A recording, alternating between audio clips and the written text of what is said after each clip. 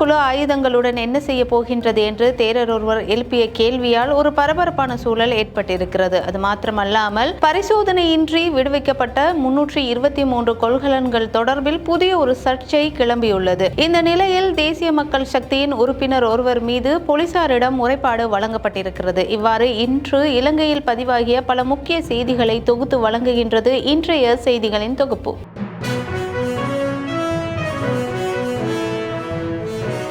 கருணா தலைமையிலான குழு ஆயுதங்களுடன் என்ன செய்ய போகிறது? பரபரப்பை ஏற்படுத்திய தேரரின் கேள்வி. பரிசோதனையின்றி விடுவிக்கப்பட்ட 323 கொள்கலன்கள் தொடர்பில் வெடித்த புதிய சர்ச்சை. திருமணம் செய்யாமல் பெற்றோரை பராமரிக்கும் பிள்ளைகளுக்கு ஓய்வூதியம், அரசாங்கத்தின் அதிரடி அறிவிப்பு. தேசிய மக்கள் சக்தியின் உறுப்பினர்களுக்கு எதிராக போலீசில் முறைப்பாடு. அனுர அரசுக்கு எதிரான பேரணி வெற்றிகரமாக முன்னெடுக்கப்படும், சரத் வீரசேகர உறுதி.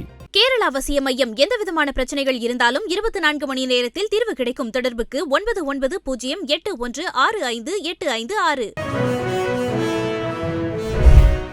கிழக்கில் கருணா குழு எந்த சந்தர்ப்பத்திலும் ஆயுதங்களுடன் போராட்டத்தில் குதிக்கலாம் என்று மட்டக்களப்பு அம்பிட்டிய சுமணரத்ன தேரர் தெரிவித்திருக்கிறார். அவருடைய உயிருக்கு அச்சுறுத்தல் இருப்பதாக ஊடகங்களுக்கு கருத்து தெரிவிக்கும் போதே அவர் இந்த விடயத்தை கூறியிருக்கிறார். கிழக்கில் கருணா, பிள்ளையான் மற்றும் ஏனைய குழுக்கள் கௌரவமாக இருக்கிறார்கள். ஆனால் அவர்களின் பின்னணியில் ஏதோ ஒரு சதித்திட்டம் தீட்டப்படுவதாக தேரர் கூறியிருக்கிறார். அது மாத்திரமல்லாமல் கருணா குழு இப்போதும் யாருக்கும் தெரியாமல் இயங்கிக் கொண்டிருக்கிறது. அவர்களிடம் இப்போது ஆயுதமில்லை என்றாலும் அவர்களுக்கு தேவைப்படும் நேரம் அவர்களால் ஆயுதங்களை எடுக்கக்கூடிய நிலை காணப்படுகிறது. ஆனால் இது தொடர்பான அவதானமான நடவடிக்கைகள் எதுவுமே இந்த அரசாங்கம் எடுக்கவில்லை. இதற்காக தான் நான் அப்போதே மஹிந்த ராஜபக்ஷவிடம் ஒரு சவால் விடுத்தேன். அதாவது, நீங்கள் போரை நிறுத்திவிட்டீர்கள், ஆனால் போரில் பயன்படுத்தப்பட்ட பாரிய அளவிலான ஆயுதங்கள் எங்கே? அவை யாரிடம் ஒப்படைக்கப்பட்டன? இப்போது அந்த ஆயுதங்கள் யாரிடம் இருக்கின்றன என்ற கேள்வியை நான் அப்போதே எழுப்பியிருந்தேன் என்று தேரர் கூறியிருக்கிறார். நான் 35 வருடங்களாக மட்டக்களப்பில் இருக்கிறேன். தமிழீழ விடுதலை புலிகளின் போராட்டத்தின் போதும் நான் அங்கிருந்தேன். யாரெல்லாம் தமிழீழ விடுதலை புலிகளுக்காக போராட்டத்தில் ஈடுபட்டார்கள், யாரெல்லாம் தலைவராக இருந்தார்கள் என்பது தொடர்பான அனைத்து விடயங்களும் எனக்கு தெரியும். கருணா இப்போது எங்கிருக்கிறார், அவர் என்ன செய்து கொண்டிருக்கிறார் என்பது பற்றி யாருக்குமே இப்போது தெரியாது. அதுதான் மிகவும் பயங்கரமான ஒரு விடயம் என்றும் தேரர் எச்சரிக்கை விடுத்திருக்கிறார். இது தொடர்பில் அனைத்து விடயங்களும் எனக்கு தெரியும். கருணாவுடன் போராட்டத்தில் ஈடுபட்டவர்கள் இப்போது சாதாரண வாழ்க்கைக்கு சென்றிருக்கலாம், ஆனால் அவர்கள் சாமானியர்கள் என்று எங்களால் சான்றிதழ் வழங்க முடியாது என்று கூறியிருக்கிறார். இந்த நிலையில் கருணாவின் குழுவில் 45 தொடக்கம் 50 வயதுடையவர்கள் இருக்கலாம் என்றும் அந்த தேரர் சந்தேகத்தை வெளியிட்டிருக்கிறார். அது மாத்திரமல்லாமல் சுமணரத்ன தேரர் இப்போது ஒரு கோரிக்கையை விடுத்திருக்கிறார். அதாவது, போர்க்காலத்தில் பயன்படுத்தப்பட்ட பாரிய அளவிலான ஆயுதங்கள் எங்கே என்பதை கண்டறிய வேண்டும் என்று அவர் கூறியிருக்கிறார்.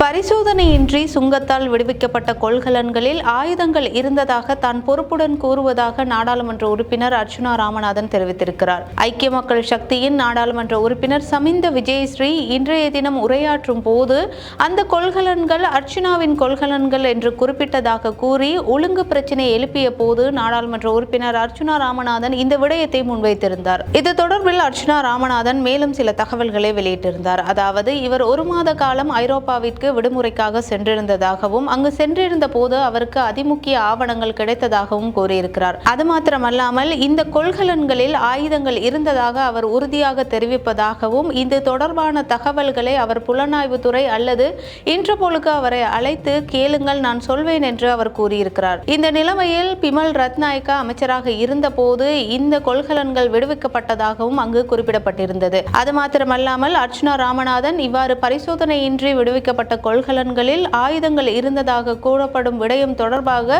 தற்போது ஒரு புதிய சர்ச்சை எழும்பியுள்ளது குறிப்பிடத்தக்க விடயமாகும்.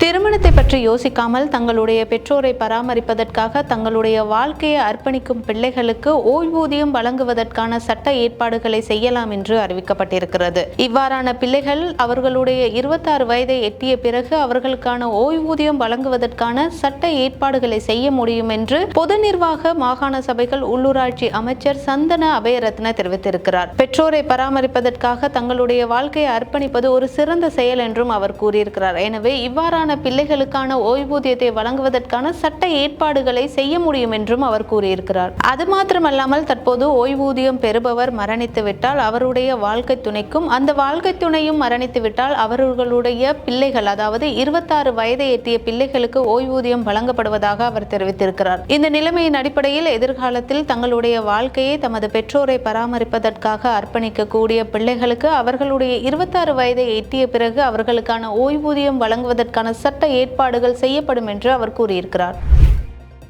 புத்தளம் மாவட்டம் ஆராய்ச்சிக்கட்டு பிரதேச சபை தலைவரும் தேசிய மக்கள் சக்தியின் உறுப்பினருமான SJM ஜெயரத்னவிற்கு எதிராக போலீசில் முறைப்பாடு ஒன்று அளிக்கப்பட்டிருக்கிறது. தன்னை வாய்மொழி மூலமாக அவமானப்படுத்தியதாக ஆராய்ச்சிக்கட்டு பிரதேச சபை உறுப்பினரும் ஐக்கிய மக்கள் சக்தியின் உறுப்பினருமான நிகினி அயோதா என்பவர் அவர் மீது போலீசில் முறைப்பாடு அளித்திருப்பதாக தெரிய வந்திருக்கிறது. இது தொடர்பில் அவர் ஊடகங்களுக்கு கருத்து தெரிவித்திருக்கிறார். அதாவது இவ்வாறு தன்னை வாய்மொழி மூலமாக அவமானப்படுத்தியதாகவும் அது தொடர்பில் தான் போலீஸ் நிலையத்தில் முறைப்பாடு அளித்திருப்பதாகவும் கூறிய அவர் தொடர்ந்து இது தொடர்பான பல தகவல்களை முன்வைத்திருக்கிறார். இதன் அடிப்படையில் கடந்த 12ஆம் திகதி ஆராய்ச்சிக்கட்டு பிரதேச சபையில் வைத்து அதனுடைய தலைவர் இவரிடம் தகாத வகையில் பேசியதாக, அதாவது வாய்மொழி மூலமாக இவரை அவமானப்படுத்தியதாக அவர் ஒரு குற்றச்சாட்டை முன்வைத்திருக்கிறார். இதனால் தான் அரசியலில் இருந்து விலகி தன்னுடைய ராஜினாமா கடிதத்தை தனது தலைவரிடம் வழங்குவதற்கான முயற்சிகளில் ஈடுபட்டுள்ளதாக அவர் தெரிவித்திருக்கிறார்.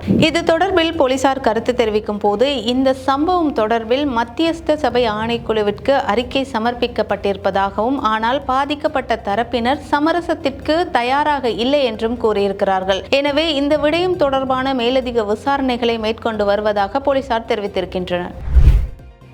எதிர்வரும் 21ஆம் திகதி நுகையோடையில் இடம்பெறவுள்ள அந்த பேரணியானது ஆட்சி கவிழ்ப்புக்கான ஒரு போராட்டம் அல்ல என்று முன்னாள் பொதுமக்கள் பாதுகாப்பு அமைச்சர் சரத் வீரசேகர கூறியிருக்கிறார். 21ஆம் திகதி நடைபெறவுள்ள அந்த பேரணி குறித்து கேள்வி எழுப்பிய போதே அவர் இந்த விடயத்தை கூறியிருக்கிறார். அது மாத்திரமல்லாமல் அனுர அரசுக்கு எதிரான கூட்டு எதிர்க்கட்சிகளின் இந்த பேரணியானது வெற்றிகரமாக நடைபெறும் என்று அவர் கூறியிருக்கிறார். இதே நேரம் இந்த பேரணியானது இந்த அனுர அரசாங்கத்தின் ஆட்சியை கவிழ்ப்பதற்கான ஒரு போராட்டம் அல்ல என்பதை நான் மீண்டும் வலியுறுத்தி என்றும் அவர் கூறியிருப்பார். மக்களுக்கு இந்த அரசாங்கம் வழங்கிய வாக்குறுதிகளை நிறைவேற்ற வேண்டும் என்று அரசாங்கத்திற்கு அழுத்தம் கொடுப்பதற்காகவே இந்த பேரணி ஏற்பாடு செய்யப்பட்டிருப்பதாக அவர் கூறியிருக்கிறார். இந்த நிலையில் இந்த அரசாங்கத்தின் ஆட்சியை கவிழ்ப்பதற்காக இந்த பேரணியை நடத்த வேண்டிய அவசியமில்லை, ஏனென்றால் அடுத்த தேர்தலில் மக்களே இந்த அரசாங்கத்தை கவிழ்த்து விடுவார்கள் என்று அவர் கூறியிருக்கிறார். அது மாத்திரமல்லாமல் போதைப்பொருள் ஒழிப்பு நடவடிக்கைகள் பாராட்டத்தக்கது, ஆனால் போதைப்பொருள் ஒழிப்பு என்ற போர்வையில் மக்களுக்கு வழங்கிய வாக்குறுதிகளை நிறைவேற்றாமல் இருப்பது ஏற்புடையதல்ல என்று சரத் வீரசேகர மேலும் ஒரு கருத்தை தெரிவித்திருந்தார்.